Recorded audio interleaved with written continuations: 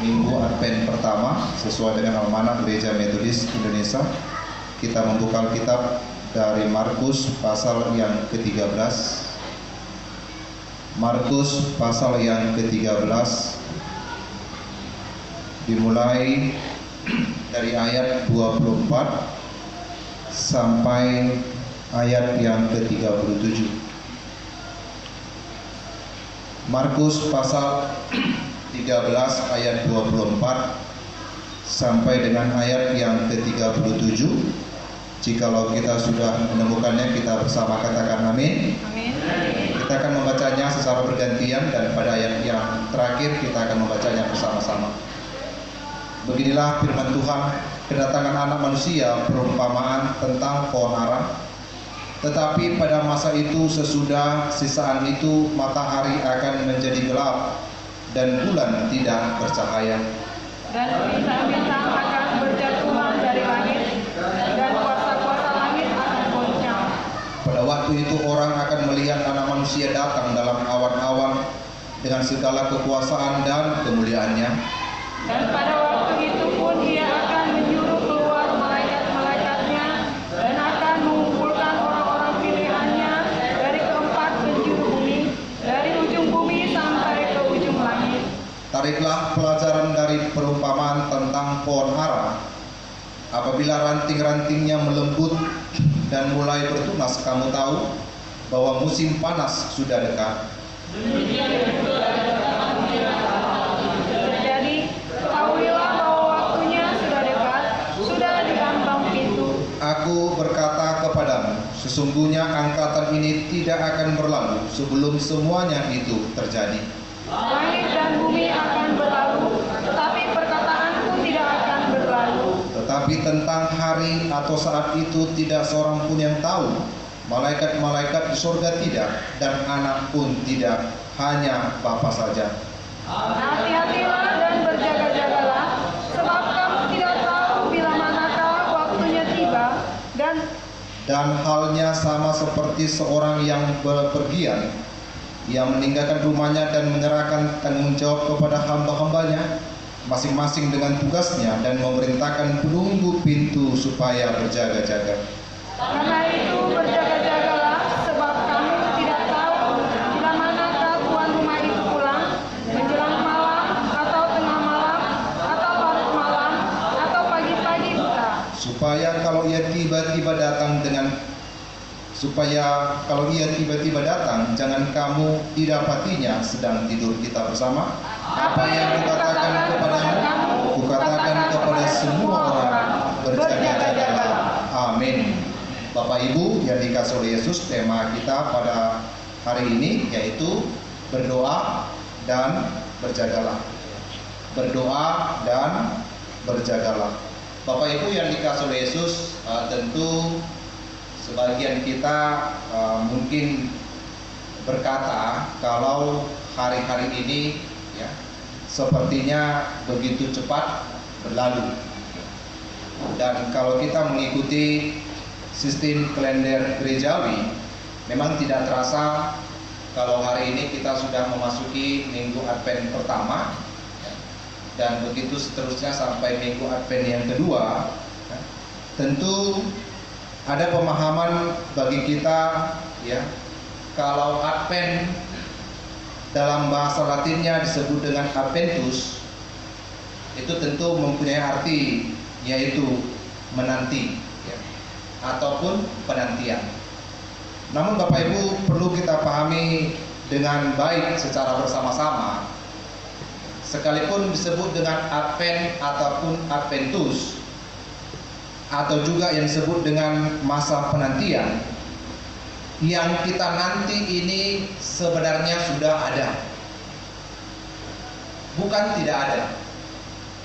Jadi yang kita nanti ini sudah ada ya, namun belum datang. Maka itulah untuk memahami minggu-minggu Advent pertama, 2, 3, dan keempat ya, masa Advent itu dapat kita ibaratkan seperti ya, janin dalam rahim seorang ibu. Ketika seorang perempuan ataupun ataupun seorang ibu dalam kondisi hamil, tentu kita juga disebut dengan masa-masa menanti. Tapi yang kita nanti itu bukan belum ada, dia sudah ada. Janin itu sudah ada di dalam rahim seorang ibu.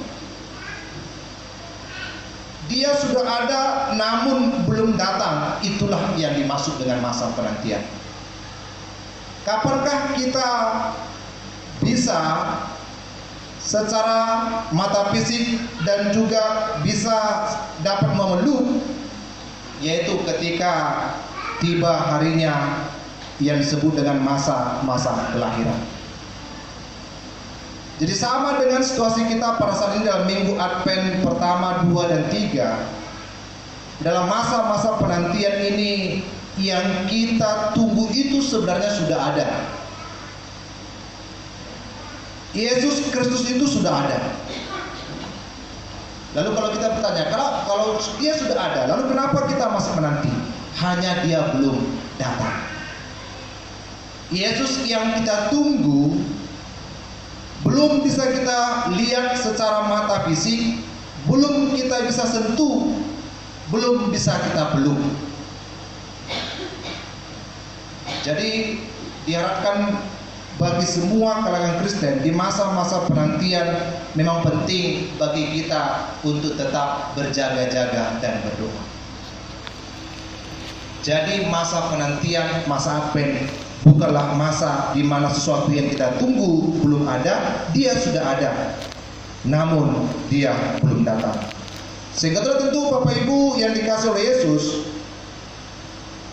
dalam minggu Advent yang pertama ini, tentu yang dimaksudkan juga kepada kita bahwa minggu ini sebagai pembuka ruang dialog kita, yaitu yang menjurus ke dalam, yaitu untuk memperkuat iman kita sendiri. Atau juga masa Advent yang pertama ini bertujuan untuk keluar, yaitu untuk membangun persahabatan yang setara dengan orang lain yang percaya akan adanya akhir zaman, dengan tujuan memperkaya pemahaman dan membangun kehidupan bersama.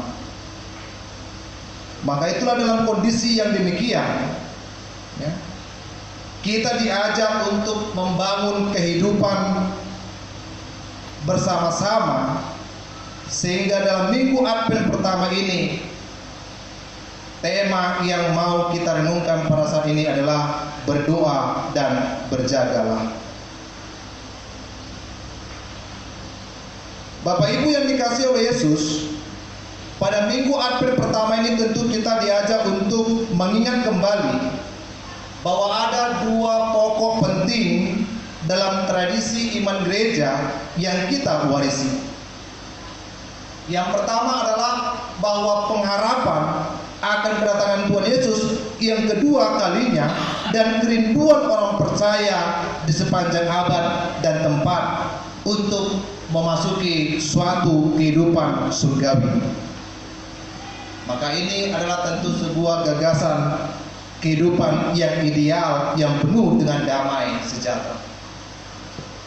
Yang kedua juga dalam minggu Advent pertama ini kita diajak untuk mengingat bahwa pengenangan atas peristiwa kelahiran Yesus Kristus sebagai penggenapan janji penyelamatan Allah ke atas manusia dan juga dunia.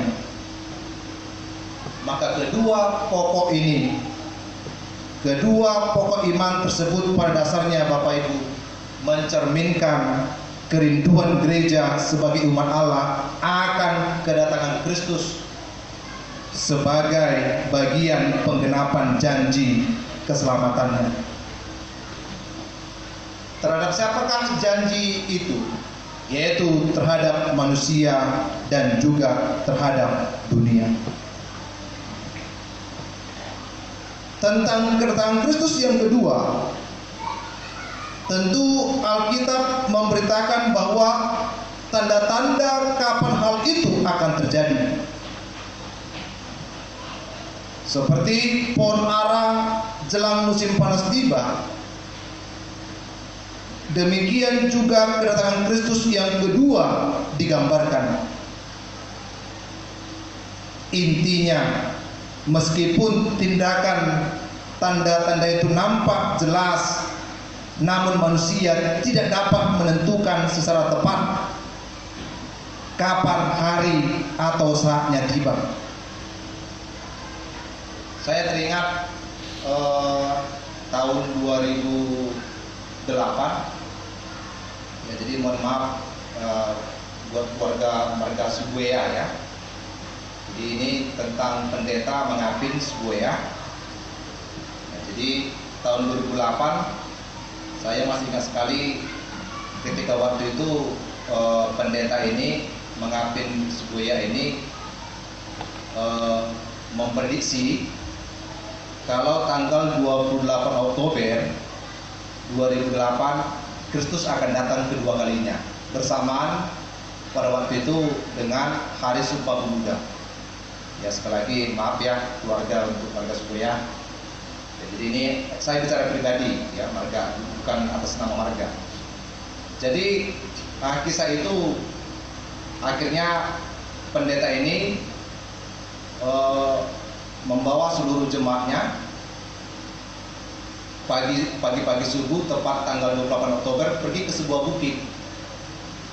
Jadi memang sudah didoktrinisasi seluruh jemaatnya ini kalau Yesus Kristus akan datang kedua kalinya tepat pada tanggal 28 Oktober tahun 2008. Jadi jemaat-jemaat itu sudah diminta untuk menjual harta bendanya,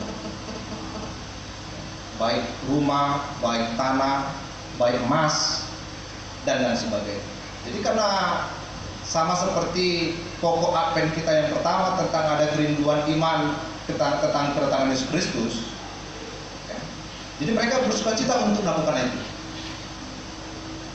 Ketika semua sudah terjual, lalu akhirnya mereka dari tempat masing-masing, ya, untuk naik bus menuju sebuah bukit untuk melakukan ibadah dan menanti kedatangan Yesus kedua kalinya.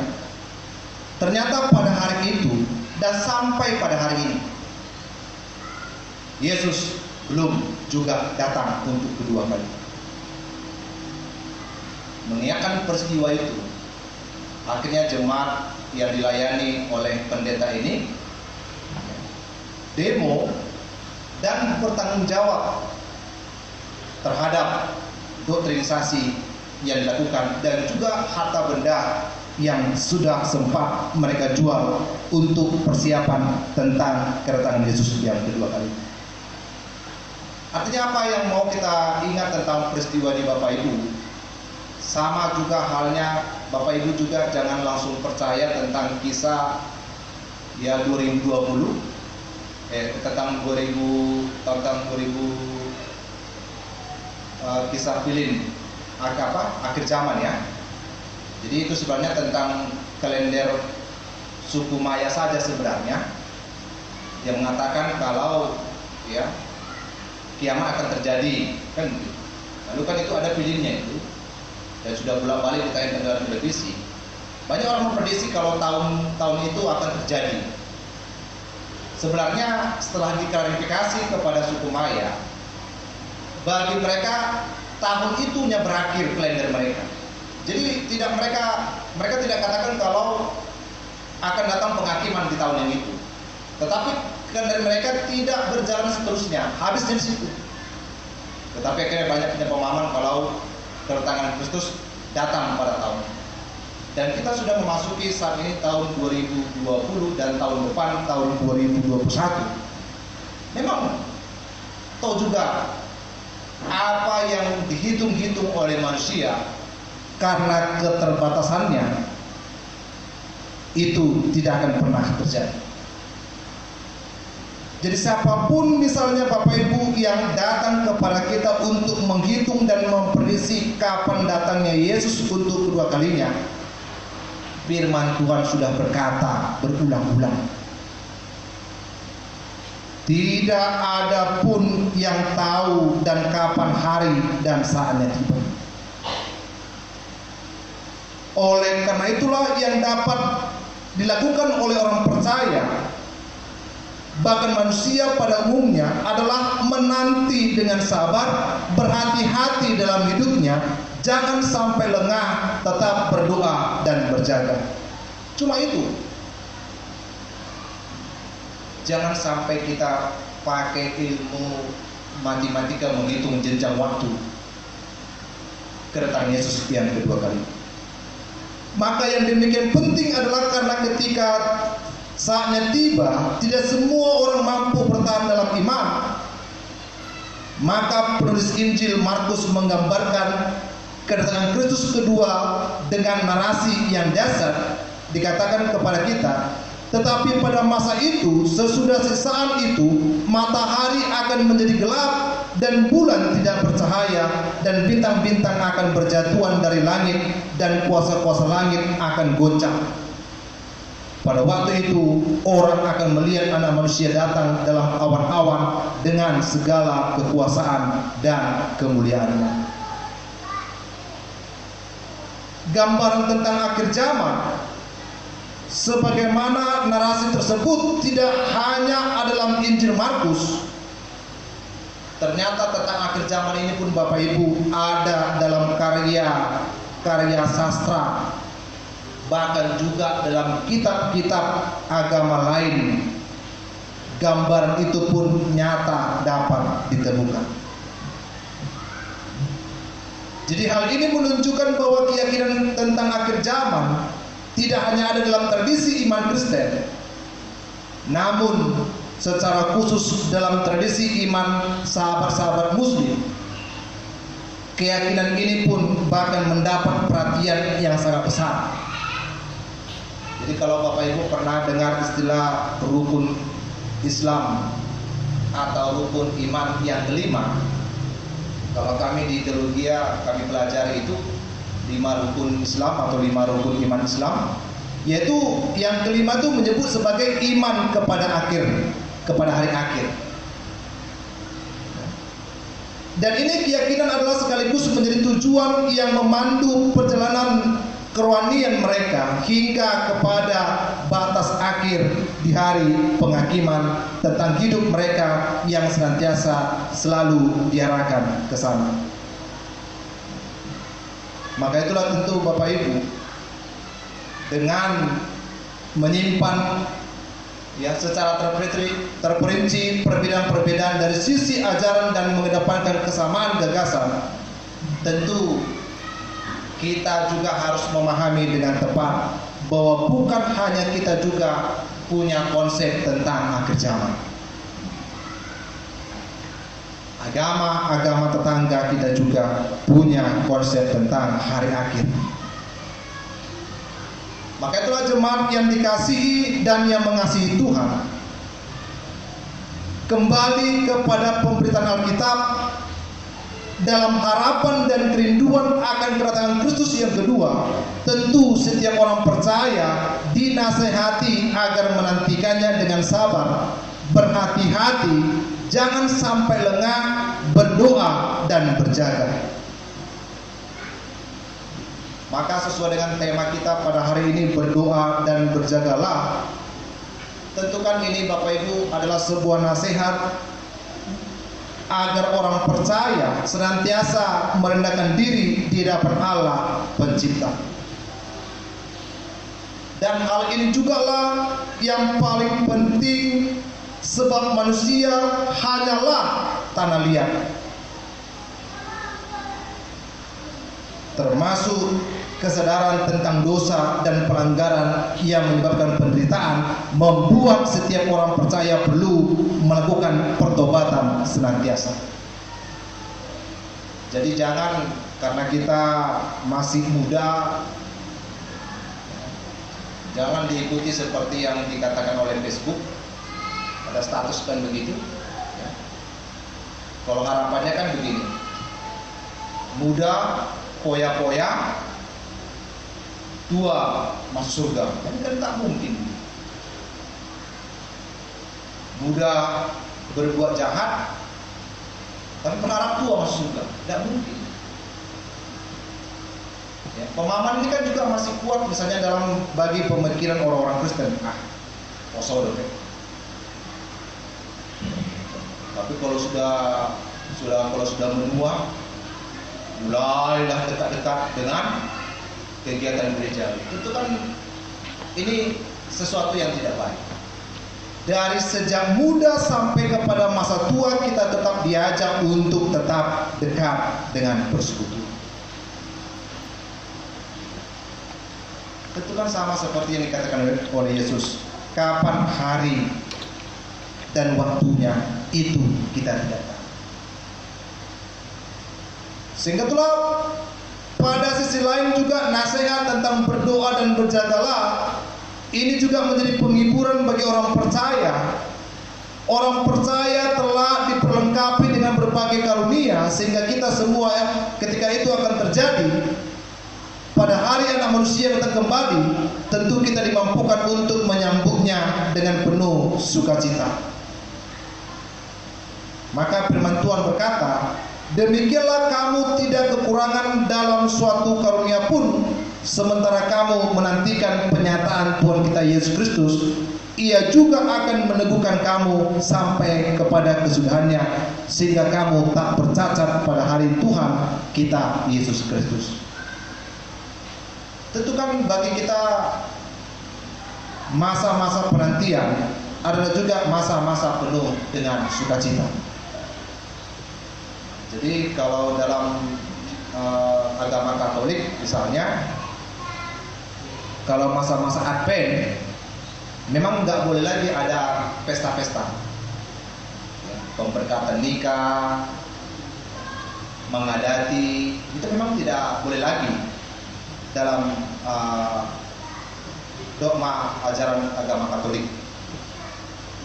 Artinya kalau masa-masa penantian ini memang fokus. Jadi sama seperti fokusnya seorang ayah yang akan menanti kelahiran anaknya. Jadi kalau saya dulu memang berjanji ya dengan lahirnya ketiga anak-anak ini memang saya selalu berdoa. Ya kapanpun nanti inang pendeta melahirkan, memang saya janji saya harus ada di sampingnya. Jadi saya berdoa mudah-mudahan kalau inang pendeta lahiran jangan pada waktu kontak itu dulu. Karena kan kalau sudah kontak 5 hari, ya, tentu siapa yang mendampingi. Ya. Atau jangan mendekati pada waktu-waktu tahun baru. Tapi puji Tuhan semua dijawabkan. Jadi anak-anak tidak ada yang lahir pada waktu kontak, dan juga anak-anak tidak ada yang lahir pada waktu pindahan. Jadi semua ketika dalam situasi yang stabil dalam sebuah pelayanan. Maka ketiga anak ini lahir selalu saya ada di samping. Jadi enggak dalam situasi manda kan gitu kan. Ai mulak mau bapak ni keren. Ai nempat semua uang. Enggak Pak. Belum masalah musik kan. Bahaya ini kan. Ai dalam mukaku tahu masih enggak sambut emosi. Terus saya mau tuh sih gitu kan. Kan gitu. Udah mendekat-dekati kan pergi juga manda. Puasa manda mulai. Irana sotaburo bigyon beritai. Naik paima bawa irana guru gitu. Manda dia jangan begitu. Mau laki-laki dia mau perempuan dia kan sehat juga. Jadi karena dia laki-laki yang mau ditunggu datang perempuan mandalah. Ya. Tapi kalau katanya makanya kalau begitu kan sekarang ini efek negatif dari USG. Awalnya memang kan kita begitu. Nah, kalau USG paling tidak kita tahu dulu posisinya. Itu kan kosong gitu. Ujung-ujungnya apanya kelaminnya dong. Laki-laki atau perempuan itu adanya kan. Itu juga hanya posisinya, bukan soal sungsang atau normal posisinya kan. Apa posisi apa jenis kelaminnya dong. Ujungnya itu juga yang saya tahu. Jadi jangan karena sudah mendekati kelahiran manda pula kayak gitu kan. Di telepon nggak bisa SMS terus. Lelik mah dapat kabar siapa? Darong sinyal soal buru diri aja, kan? Tiba-tiba ngapa romo bulan mau ngapain sebiar sabar masih dengan nayon gitu. Jadi tak atas apa lagi mus nggak tahu lagi. Tentu kan tidak seperti itu. Sehingga berdoa dan berjaga sama seperti kita menanti Kristus. Tentu kita juga diajak untuk tetap bersukacita. Amin. Kita berdoa.